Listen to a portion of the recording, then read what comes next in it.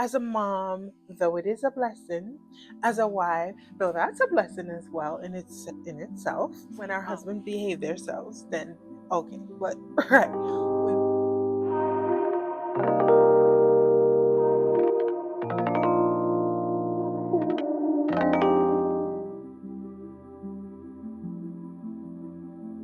Welcome, guys. Welcome to Lovable Styles.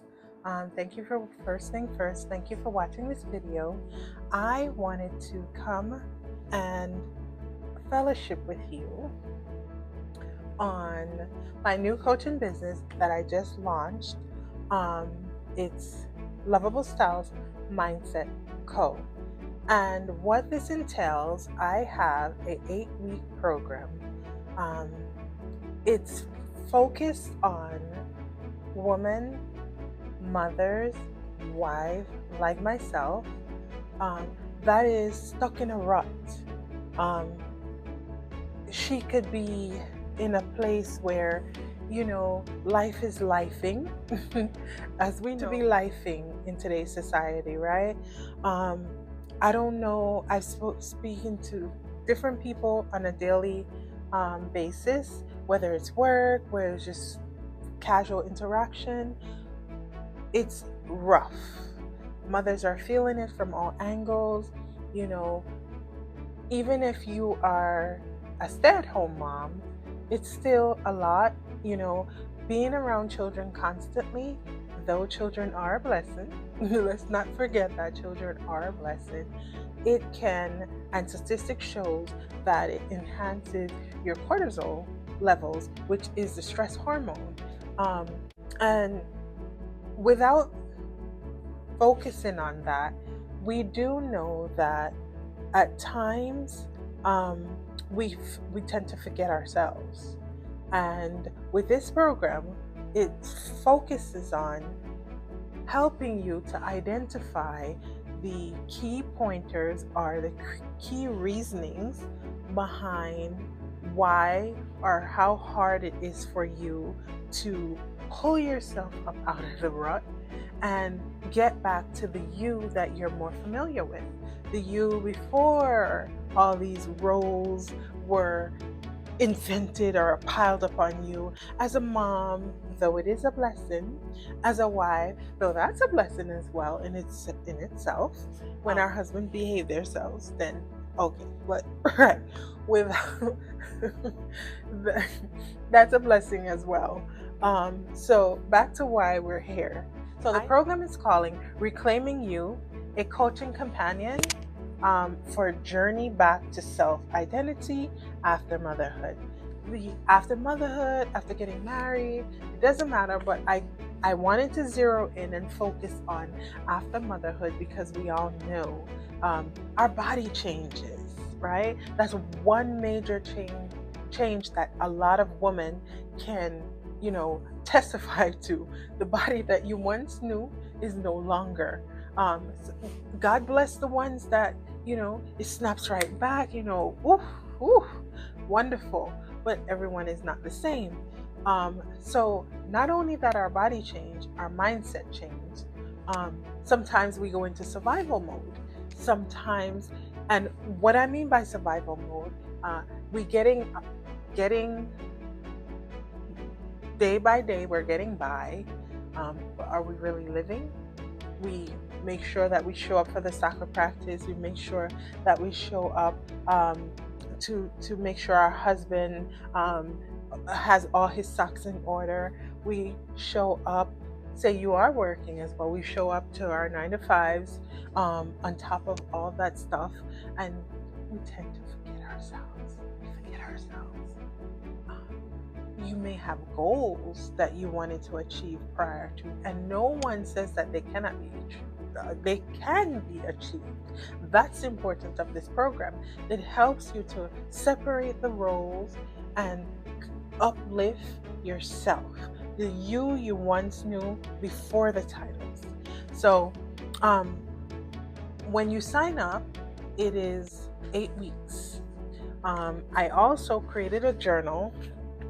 This journal here, this is the sample, but of course available on Amazon. We have the original copies without the sample line. And I also have the digital format as well for purchase if you want to purchase the the digital separately. But once you purchase the full 8-week program from me, it's in the digital version. The digital version is included. The digital version is included, so don't worry. That will be your workbook throughout the 8 weeks that we meet once a week, 60 minutes once a week for 8 weeks, and that's what you'll get included in that. So to touch into the book itself, right? It's a therapeutic journey of reflection, identity, rediscovery, and emotional renewal. Oof, oof. Take that in, guys. Emotional renewal. How many forget it? I've had enough. We've all had those moments. So this program, we're going to be honoring changes and embracing the becoming, right? So I'm not going to read everything or go into everything and kind of break down. I wanted to break down what each week entails before. So week 1 is a welcome back to you. So the whole entire theme of that welcome back to you is acknowledging the change, opening, your space, and kind of the first step to change is the acknowledgement, right? Knowing that a change is needed, right? So that's week 1.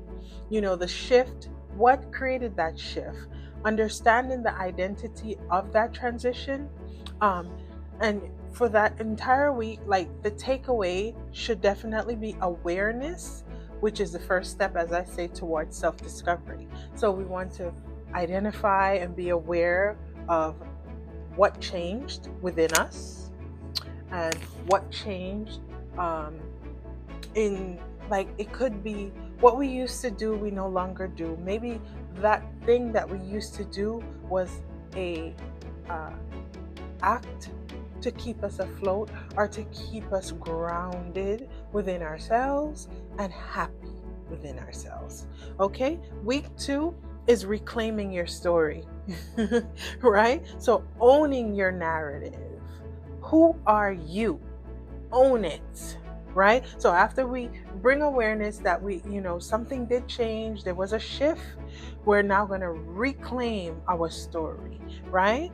Identify personal core values versus the inherited and social expectations, redefining your identity around what truly matters. And your entire takeaway for week 2 would be your story is yours to tell and rewrite, right? So week 3, moving on, rediscovering passions and joy. That week 3 theme is what lights you up. So with this, we're going to go deep within and kind of comb through what gets us going. What's your happy place? What are the things you like to do, right? So reconnecting with your hobbies, your dreams, and your goals. Self-care, redefine what it really means for you. Self-care is not only just going to the nail salon. Deeply, what self-care really means for you. So within that week, we're going to uncover what self-care means to you and creating your space for self-expression. How many of you sometimes you feel like you're in the whole entire house, there's no safe space? Not to say that you want to run away from your family, but everyone should have a space where they go to, whether it's in your closet, whether it's at your desk, whether it's in the garage, whether it's in your car. Have a space where they kind of stop, think, process it, and kind of own in on what is necessary to keep them grounded, right? So moving on, week 4 is boundaries and saying No without guilt. This is one of my favorite weeks. What the reason why is because how many of you have those type of guilt where a loved one, it could be your husband, it could be your children, ask you to do something and deep down you know maybe you're so tired, or you had something scheduled and if you feel so bad if you say no. Sometimes the no is necessary to keep peace. As long as you know no one is being harmed and everyone's fed and happy, a no keeps your peace for some things. So the theme of week 4 is protecting your energy, right? Setting healthy boundaries with families, partner, and self. Overcoming guilt around personal time and ambitions. Understanding emotional changes during this life stage. Your takeaway for week 4 should be boundaries aren't walls, they're doors to freedom. All right? Anybody else still with me? Are you here? We're moving on to week 5. Body and self connection.